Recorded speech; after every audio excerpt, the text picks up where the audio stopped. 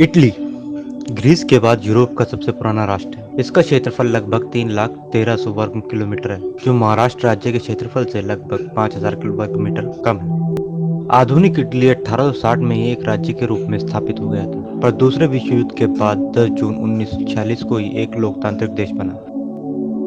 Italy दुनिया की 18वीं सबसे बड़ी अर्थव्यवस्था है। यहाँ के लोगों का जीवन स्तर बहुत ही बढ़िया है। भारत की अर्थव्यवस्था भले इटली से एकदम अलग 7वें स्थान पर है, पर ज्यादा आबादी के पास कम संसाधनों की वजह से ज्यादा लोगों का जीवन स्तर कुछ खास अच्छा नहीं है। इटली में यूनेस्को विश्व धरोहर स्थलों की संख्या भी बहुत ज्यादा है। यहाँ पर 50 ऐसे ऐतिहासिक निर्माण हैं जिन्हें यूनेस्को ने यह दर्जा दिया है। भारत में ताजमहल, विष्णु स्तंभ, कुतुब मीनार, कुल 35 विश्व धरोहर स्थलों को यह दर्जा प्राप्त है। इटली दुनिया में सबसे ज्यादा शराब बनाता है। यहाँ बनी शराब कई दूसरे देशों में भी भेजी जाती है। इटली की बोलोना यूनिवर्सिटी यूरोप की सबसे पुरानी यूनिवर्सिटी, जिसकी स्थापना सन 1080 ईसा पूर्व में हुई थी। इटली भारत की तरह ही एक प्रायद्वीप है। प्रायद्वीप उस विशाल क्षेत्र को कहते हैं जो 3 तरफ से पानी द्वारा घिरा होता है। जिस तरह भारत के उत्तर में हिमालय पर्वत है, उसी तरह इटली के उत्तर में अल्पस पर्वत है। इटली इकलौता देश है जो 2 देशों को चारों तरफ से घेरे हुए है, वैटिकन सिटी और सैन मैरिनो। पहले विश्व युद्ध में इटली ने 6 लाख से भी ज्यादा सैनिक मारे गए थे और 10 लाख से भी ज्यादा सैनिक बुरी तरह से घायल हुए थे। इटली के वेनिस शहर में एक कानून है कि वहाँ की गोंडोला नाव का रंग काला नहीं होना चाहिए। गोंडोला एक प्रकार की हल्की नाव होती है। इटली के मिलान शहर में कानून है कि वहाँ एक जरूरी मौके पर चेहरे पर स्माइल रखना जरूरी है, जैसे कहीं जाते समय और किसी से मिलते समय। यह नियम शमशान और अस्पताल जाते समय लागू नहीं होता है।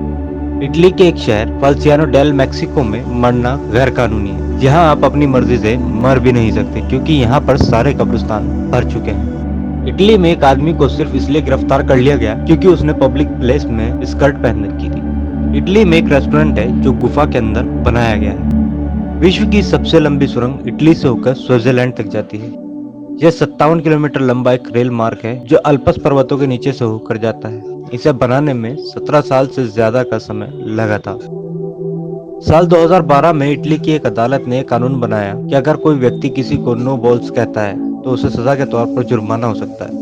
क्रिकेट में नो बॉल क्या होता है यह तो हम सभी जानते हैं, पर इंग्लिश में नो बॉल का मतलब यह भी होता है कि तुम बहादुर नहीं हो या तुम साहसी नहीं हो। साल 1968 में इटली के पास सागर में एक व्यक्ति ने एक प्लेटफॉर्म बना दिया था और उस प्लेटफॉर्म का एक छोटा देश घोषित करके खुद उसका राष्ट्रपति बन बैठा था। उसने अपने देश का नाम the Republic of rose island रखा था। इटली की सेना ने उस प्लेटफॉर्म को अपने नियंत्रण में लेकर नष्ट कर दिया। इस घटना से पता चलता है कि दुनिया में बेवकूफों की कोई कमी नहीं है। हालांकि इटली एक ऐसा विकसित देश है, फिर भी इसकी एक तिहाई आबादी ने कभी इंटरनेट का उपयोग नहीं किया है। अर्जेंटीना दूसरे महाद्वीप दक्षिणी अमेरिका पर बसा है, पर इसकी 37% आबादी के पूर्वज इटालियन थे। तो दोस्तों, आपको हमारी ये वीडियो कैसी लगी? अपनी राय हमें कमेंट करके जरूर दें। लाइक करें, सब्सक्राइब करें और बने रहें ऐसे ही अमेजिंग फैक्ट के साथ।